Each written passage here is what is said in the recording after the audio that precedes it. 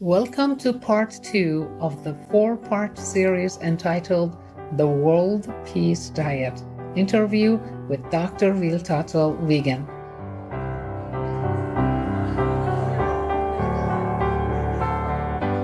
Dr. Will Tuttle, a Shining World Hero Award recipient, is a composer, inspirational speaker, and pianist, as well as a Dharma master in the Zen tradition. A former philosophy professor, he presents over 100 concerts, lectures, and workshops annually, promoting veganism worldwide. Over the years, he has met and developed a beautiful friendship with Supreme Master Ching Hai in their shared efforts to build a more uplifted, compassionate vegan world. Can I sign one for you? Oh, sure, please. I just thank you so much from my heart, and keep up the... Thank for what you do for the world. You know, we're working together. No need to thank me. You know, we work in the same direction. Yeah, we're working together, but you're the heart and soul of everything. Thank you. Thanks. Thanks for trusting me.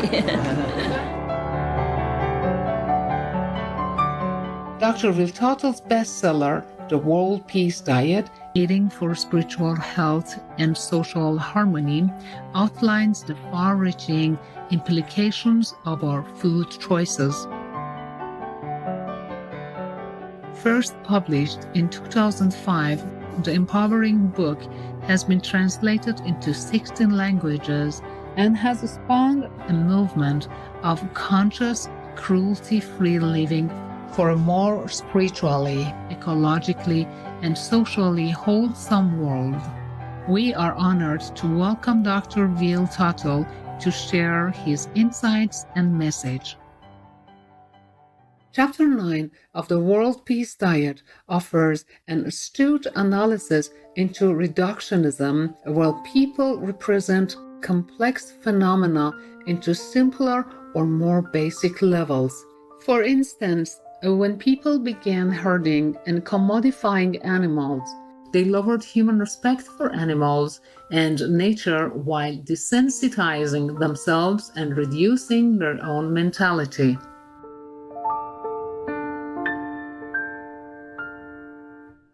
Dr. Will Tuttle explains that this herding culture has also fostered reductionism in science and religion that limits our scientific and spiritual development.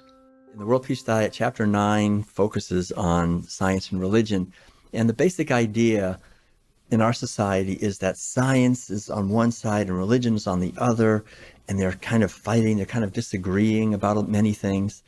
And what I say in the World Peace Diet is that essentially science and religion are two bickering brothers. They're both sons of the herding culture. Basically, our society is organized at its core around imprisoning animals and herding them. And both science and religion support that. We have a reductionist science that reduces everything to matter. The animals are just objects that are sold by the pound. In a herding society, you have a materialist framework, essentially. Everything is reduced to mere matter. And so we have religions that support violence towards animals. They don't question violence towards animals, essentially. And there's this idea that God created the earth and created the animals, and that humans are somehow especially superior to animals, that it's okay, we have the right to use them, that God gives us that right. Now, this is a basic idea that most people in reductionist religions have. And the same thing is true with science. The underlying idea in science is that if you cannot measure it, it does not exist. And so it's interesting, in the Asian traditions, there's a deeper connection with the human and animal sensitivity. The underlying idea is that we have compassion for all living beings, not just for humans, but for all beings. And this, I think, reflects a culture that did not have such a strong herding orientation toward animals. So one of the things we're seeing, I think, now is that we're beginning to connect with the feminine dimension of consciousness, which is caring and nurturing, and sees the interconnection that we have with nature and with other living beings and with each other. Let's enjoy a walk with our loving animal companions. We'll be right back here on Supreme Master Television.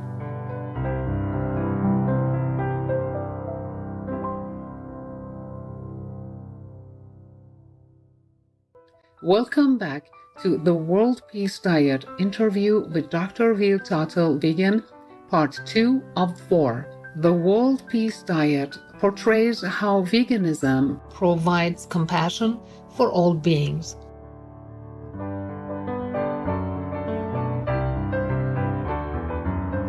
We can reverse the external damages while strengthening the inner connection to our own noble nature. Dr. Tuttle addresses how a revolution of heart, mind, and body can transform our world to one of peace, harmony, and reverence for the interconnectedness of all life. And so we're starting to question reductionist science and religion. And I think that's a very healthy thing. The whole idea that we live in a society where cows and pigs and chickens are just merely objects and matter. And pretty soon, when we do that for thousands of years, we ourselves become just matter. We're taught in school that when we die, that's it. It's over. We're just a physical body. And that is a mentality that destroys any hope that we have at a deep level for inner peace and for harmony with each other, because life becomes meaningless. We're just in this meaningless universe. We're just here to consume. It really promotes consumerism. It promotes competition. And the deeper wisdom in the spiritual traditions, the authentic spiritual traditions, is that life is eternal, that what we are is a field of infinite and eternal consciousness. That's our true nature. We're expressing perhaps through a physical body, but that's what we are, is a being that is eternal. And the same is true for all beings. All beings are a reflection of eternal consciousness. So when we understand that at a deeper level, we have a sense of respect for animals and for each other, because we see beyond just this material level. If we are raised in a society of animal agriculture where everything is reduced to matter, and we have religions and science that both agree on that, then we create a world that concentrates wealth in the hands of a few who can control everything, and everyone else has to struggle and compete with each other and become consumers. So the deep healing that's happening, I think, with the vegan revolution is that we're beginning to connect spirituality with our food, to see that when we pay other people to imprison and kill animals, it's not only harming the people who are doing the work, the animals, the hungry people who could be fed, but it's harming ourselves, and it's reducing our spiritual sensitivity. And the whole idea is to create a society that reflects spirituality and our true nature.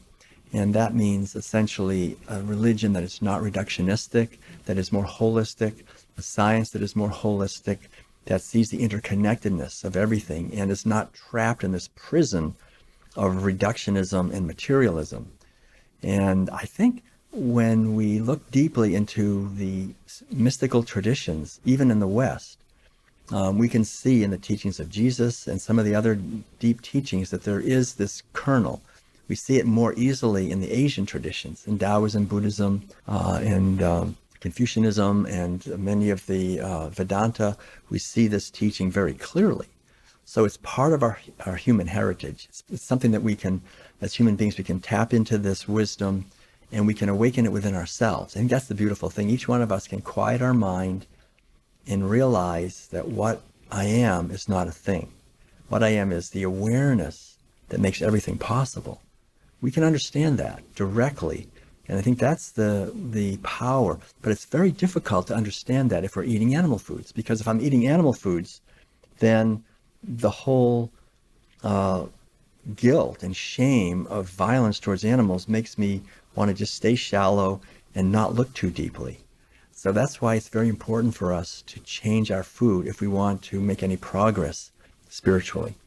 And Madeline and I travel all over the world, sharing these ideas, because I think it's important for people to move to a plant-based way of eating and living for their own health, but to understand the deeper significance and the consequences of animal agriculture on every level of our society, of our physical health, psychological health, and spiritual health. Indeed, Supreme Master Ching Hai has also emphasized the importance and multifold benefits of adopting a compassionate vegan lifestyle time and again. Recently, Master expressed an urgent message to all the religious and spiritual leaders. As great spiritual leaders, you would also be aware of the devastation occurring on our planet, directly related to accelerated climate change caused by humans' cruel behaviors and brutal habits, which is not so difficult to change once applying the principle of love. Please tell your believers this truth. Please keep telling them. Please keep reminding them. I know you did, but we could do more. Thank you. We just have to change. Tell them that we must change.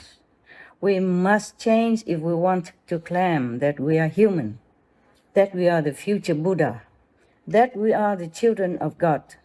Because we cannot say that we are the children of God if we murder other children of God. We pray that all humans soon turn to the essential earth-saving vegan lifestyle so that all beings can thrive in an abundant, peaceful, and uplifted world. For more information on the World Peace Diet, please visit worldpeacediet.com.